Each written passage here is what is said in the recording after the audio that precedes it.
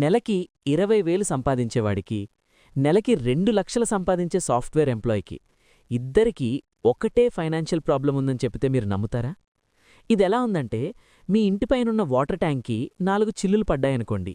మీరు 1 హెచ్‌పీ మోటార్తో నీళ్లు కొట్టినా, 10 హెచ్‌పీ మోటార్తో నీళ్లు కొట్టినా ఆ ట్యాంక్ ఎప్పటికీ నిండదు. ఇక్కడ 1 హెచ్‌పీ మోటార్ అంటే మీ 20,000 జీతం, 10 హెచ్‌పీ మోటార్ అంటే మీ 2,00,000 జీతం. కింద ఉన్న చిల్లులను అంటే మీ అనవసర ఖర్చుల్ని ముయ్యకుండా మీ జీతం ఎంత పెరిగినా మీరు ఎప్పటికీ అక్కడే మిగిలిపోతారు. మన మిడిల్ క్లాస్ వాళ్ళు చేసే ఆ 5 అతిపెద్ద తప్పులేంటో, ఆ మాయలోంచి బయటపడటం ఎలాగో ఈరోజు తెలుసుకుందాం. Welcome to the force. మొదటి తప్పు, లెక్కల్లేని చిన్న ఖర్చులు. మీ నెల ఖర్చులెంత అని అడిగితే రెంట్ 15,000, గ్రాసరీస్ ఒక 10,000 అని టక్కుని చెప్పేస్తారు. కానీ ఎక్సెల్ షీట్ ఓపెన్ చేసి బ్యాంక్ స్టేట్మెంట్ చూస్తే అసలు నిజం బయటపడుతుంది. ఇది అచ్చం మన స్మార్ట్ ఫోన్ బ్యాటరీ లాంటిదే. ఉదయం లేవగానే 100% ఛార్జింగ్ ఉంటుంది. మనం ఫోన్ వాడకపోయినా బ్యాక్గ్రౌండ్లో రన్ అయ్యే యాప్స్ వల్ల ఛార్జింగ్ అయిపోతుంది. మీ జీతం కూడా అంతే. 1వ తారీఖున 100% పడుతుంది. కానీ ఈ స్విగ్గీ, జొమాటో, పబ్ బిల్లులు, అమెజాన్ ప్రైమ్ లాంటి బ్యాక్గ్రౌండ్ యాప్స్ మీ జీతాన్ని తెలియకుండానే డ్రెయిన్ చేసేస్తాయి. సంపాదనైతే ఉందిగాని ఆ డబ్బు ఎక్కడికి పోతోందో ట్రాక్ చేసే అలవాటు మనకు లేదు. రెండవ తప్పు, రాత్రికి రాత్రే అంబానీ అయిపోవాలనే ఆరాటం. ఆ పిచ్చితోనే ఎంతోమంది యూత్ ఫ్యూచర్స్ అండ్ ఆప్షన్స్ ట్రేడింగ్లోకి దిగి లక్షలు పోగొట్టుకుంటున్నారు. అందులో ఒక 10,000 లాస్ వస్తే దాన్ని కవర్ చేయడానికి ఫ్రెండ్ దగ్గర అప్పు, అది పోతే లోన్ యాప్లో 20,000 అప్పు, దాన్ని కట్టడానికి క్రెడిట్ కార్డుతో ఇంకో అప్పు, ఇలా ఒకటొకటిగా అప్పుల ఊబిలో కూరుకుపోతున్నారు. గుర్తుపెట్టుకోండి, ఒక అప్పు తీర్చడానికి ఇంకో అప్పు చేయడం సొల్యూషన్ కాదు, అది సూసైడ్తో సమానం. మూడవ తప్పు, 25 ఏళ్లకే సొంతిల్లు అనే ట్రాప్. 25 ఏళ్లు రాగానే మన సొసైటీలో వచ్చే ఫస్ట్ ప్రెజర్, ఒక ఇల్లు కొనే బాబు, లైఫ్ సెటిల్ అవుతుంది అని. హైదరాబాద్ లాంటి సిటీలో ఒక చిన్న ఫ్లాట్ కొని రాబోయే 20 ఏళ్లపాటు మీ మెడకు ఈఎంఐ అనే ఉచ్చు బిగించుకుంటున్నారు.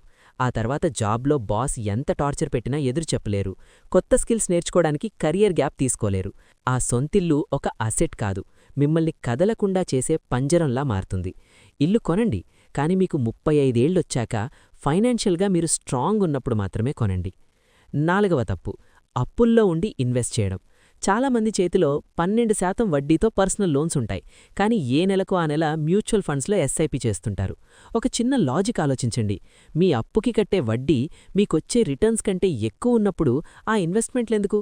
ముందు ఆ ఎస్ఐపీలు ఆపి కనీసం 6 నెలల ఖర్చులకు సరిపడా ఎమర్జెన్సీ ఫండ్ పక్కన పెట్టండి. మరి అప్పుల ఊబి నుంచి బయటపడటం ఎలాగూ? దానికున్న best solution debt snowball method. మీకున్న అప్పులన్నీ ఒక పేపర్ మీద రాయండి. ముందుగా అందులో ఉన్న అతి చిన్న అప్పుని టార్గెట్ చేసి త్వరగా క్లియర్ చేయండి. ఆ చిన్న అప్పు తీరిపోగానే దానికి కడుతున్న అమౌంట్ని తీసుకెళ్లి మీ తరువాతి అప్పుకి ఎక్స్ట్రాగా కట్టండి. ఇలా స్లోగా, డిసిప్లిన్తో చేస్తే కొన్నేళ్లలో మీ అప్పులన్నీ మాయమైపోతాయి. ఓపిక చాలా అవసరం. అద్భుతాలు రాత్రికి రాత్రే జరగవు. ఐదవ మరియు అతిపెద్ద తప్పు, ఇన్సూరెన్స్ని నిర్లక్ష్యం చేయడం, డబ్బు గురించి ఇంట్లో మాట్లాడకుండా పోవడం. 10 ఏళ్లుగా దాచుకున్న సేవింగ్స్, అమ్మ మెడలో ఉన్న బంగారం ఒక్క మెడికల్ ఎమర్జెన్సీ వస్తే నెల రోజుల్లో ఆవిరైపోతాయి. చాలామంది మా ఆఫీస్లో ఇన్సూరెన్స్ ఉంది గదా అని వదిలేస్తారు. రేపా జాబ్ పోతే మీ పరిస్థితేంటి? ఇన్సూరెన్స్ని ట్యాక్స్ సేవింగ్ కోసం కాకుండా మీ ఫ్యామిలీ ప్రొటెక్షన్ కోసం తీసుకోండి. అలాగే డబ్బు గురించి, అప్పుల గురించి పిల్లలతో మాట్లాడడం తప్పు అన్నట్టు దాచిపెట్టకండి. మీ ఇంట్లో ఫైనాన్షియల్ పరిస్థితిని మీ ఫ్యామిలీతో ఓపెన్గా డిస్కస్ చేయండి. అప్పుడే వాళ్లక్కూడా మనీ వాల్యూని ఏంటో తెలుస్తుంది. రేపేదైనా కష్టం వస్తే ఫేస్ చేయడానికి రెడీగా ఉంటారు. చివరిగా ఒక మాట, ఎవరు ఫైనాన్షియల్గా సక్సెస్ అవుతారో తెలుసా? తమ ఖర్చుల్ని ప్రతి రూపాయితో సహా ఎక్సెల్ షీట్లో ట్రాక్ చేసేవాళ్లు. అంతకంటే ముఖ్యంగా అద్దం ముందు నిలబడి తన కళ్లల్లోకి తాను చూసుకుంటూ పరిస్థితులు ఎంత ఘోరంగా ఉన్నా నేను దీన్ని దాటి బయటకు రాగలను అని తనపై తాను నమ్మకం పెట్టుకున్నవాడు. నిజాలను ఫేస్ చేయండి. మీ డబ్బుని మీరే కంట్రోల్ చేయండి. అప్పుడే మీ లైఫ్ మీ కంట్రోల్లో ఉంటుంది. ఈ వీడియో మీకు నచ్చితే లైక్ చేయండి. మీ ఫ్రెండ్స్ లేదా ఫ్యామిలీ మెంబర్స్ ఎవరైనా ఈ ఫైనాన్షియల్ స్ట్రెస్లో ఉంటే వాళ్ళకిది ఖచ్చితంగా షేర్ చేయండి. మరిన్ని నిజమైన పవర్ఫుల్ వీడియోస్ కోసం సబ్స్క్రైబ్ చేయండి. This is the force.